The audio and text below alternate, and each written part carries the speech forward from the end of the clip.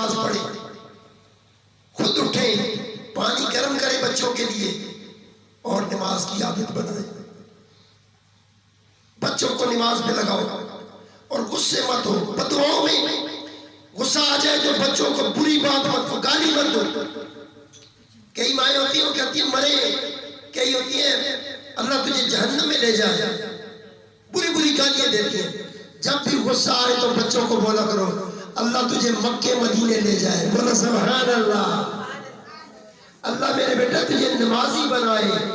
یہ پرانے وقت کی ماؤں کی کہانیاں ایک ذکر ہے ان کے. اس لیے یہ باتیں آپ کے گوش گزار کر رہا ہوں. مقصد آپ کے اکٹھے ہونے کا یہ ہے کہ آج زندگی کو سیکھیں. زندگی کیا ہے؟ باپ ایک ماڈل ہے، ماں ایک ماڈل ہے، لیکن اپنی چاردیواری کے اندر رہنے والے بچوں کے لیے جیسا ایٹیچیوڈ، جیسا بیہیویئر، جیسا رویہ ماں کا ہوگا، بیٹی اس سے جدا نہیں ہوگی. بیٹی کا بھی وہی رویہ ہوگا. اسی طرح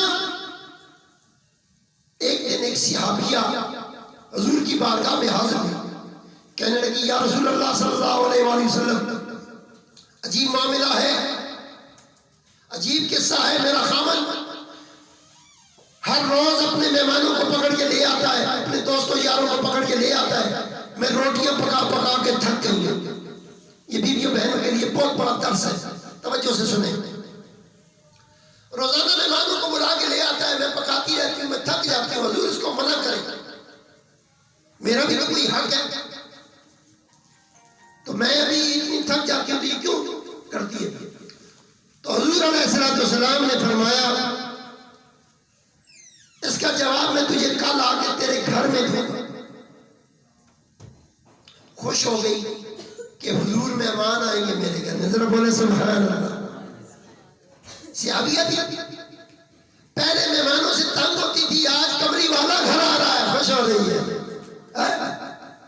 حضور گھر آئے، بڑے انتظامات کیے. صحابی نے جھنڈیاں لگائیں، روشنیاں لگائیں، کمکمے کیے. آج اللہ کا محبوب ہمارے گھر آ رہا ہے. بڑی رونق ہے، بڑی چہل پہل ہے.